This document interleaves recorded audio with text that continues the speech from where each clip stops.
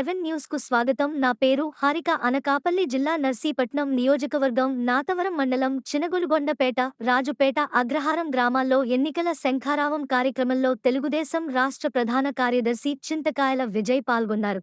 ఈ సందర్భంగా ఆయన మాట్లాడుతూ, తెలుగుదేశం ప్రభుత్వం ఉన్నప్పుడు మేము ఎన్నో అభివృద్ధి పనులు చేశాం, మాకు ఓటేయండి అని అడుగుతున్నాం. మరి వైసీపీ వాళ్ళు ఈ 5 సంవత్సరాల కాలంలో ఏం అభివృద్ధి చేశారో చెప్పి ఓటు అడిగే దమ్ముందా అని అన్నారు. ల్యాండ్ టైటిలింగ్ యాక్ట్ తీసుకువచ్చి రైతుల భూములు కాజేయాలని చూస్తున్నారని ఆయన తెలిపారు. ఇకనైనా ప్రజలు మేల్కొని సైకిల్ గుర్తుపై ఓటేసి అయ్యన్నను, కమలం గుర్తుపై ఓటేసి సీఎం చిన్న పిల్లలకు కూడా భవిష్యత్తు లేకుండా, మన పిల్లలకు భవిష్యత్తు లేకుండా అమరావతిని కట్టపోవడం వల్ల ఇప్పుడు ఆంధ్ర రాష్ట్రానికి ఒక రాజధాని లేదే. వైజాగ్ రాజధాని చేస్తానంటాడు. ఏదైనా ఒక బిల్డింగ్ కట్టాడా? ఆ ఋషికొండను మాత్రం గుండు కొట్టేసి దానిపైన మాత్రం ఇల్లు కట్టుకున్నాడు తప్ప ఒక్క బిల్డింగ్ కట్టాడండి. ఈ రోజు వైజాగ్ రాజధాని చేస్తానంటాడు. కర్నూలులో కోర్టు కడతానంటాడు.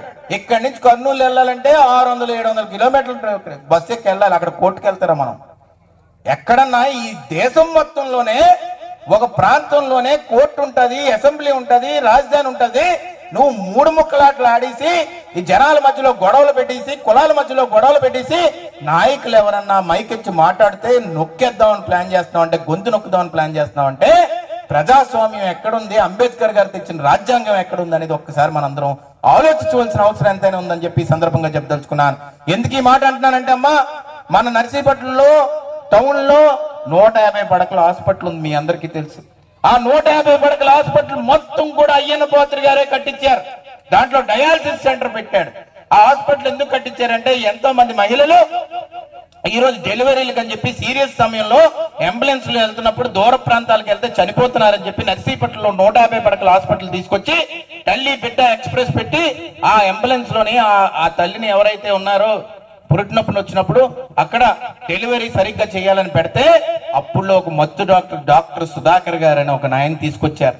ఆ డాక్టర్ గారు ఒక దళిత డాక్టర్, ఒక దళిత బిడ్డ, ఒక అంబేద్కర్ గారిని నమ్ముకొని, ఆశయాన్ని నమ్ముకొని డాక్టర్ అయ్యాడు. అలాంటి డాక్టర్ ఏమడిగాడు తెలుసా? కరోనా సమయంలో మాస్క్ అడిగాడు ఈ ఎమ్మెల్యేని, గణేష్ ని.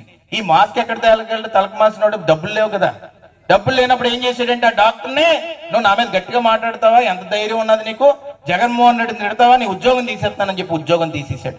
ఉద్యోగం తీసేస్తే ఆ డాక్టర్ పాపం ఒకటే మాట అన్నాడు, సార్ నేను సర్వీస్ చేస్తున్నాను, ఎంతో మందికి ఇంజక్షన్లు ఇస్తాను, రోజుకి 100 మందికి ఇంజక్షన్లు ఇస్తాను, ఎంతో మంది తల్లులు ప్రాణాలు కాపాడుతున్నాను, నా జాబ్ మళ్ళీ నాకు ఇవ్వండి అని అంటే ఆ డాక్టర్ ని హింసించి అరాచకంగా వాళ్ళు ఒత్తిడి పెట్టి మానసిక రోగిని చేసి గుండు కొట్టించి బట్టలు లేకుండా రోడ్డు మీదకి వచ్చేసి ఆ డాక్టర్ గుండాకి చచ్చిపోయాడు.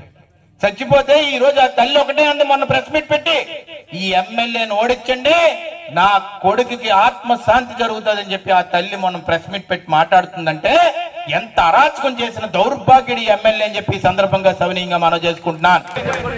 ఎంతో మంది అరాచకాలు చేసే టైం దగ్గర పడిపోయింది, కౌంట్ డౌన్ దగ్గర పడిపోయింది. అయ్యన్న పాత్రి గారు ఎమ్మెల్యే అవబోతున్నారు, మంత్రి అవబోతున్నారు.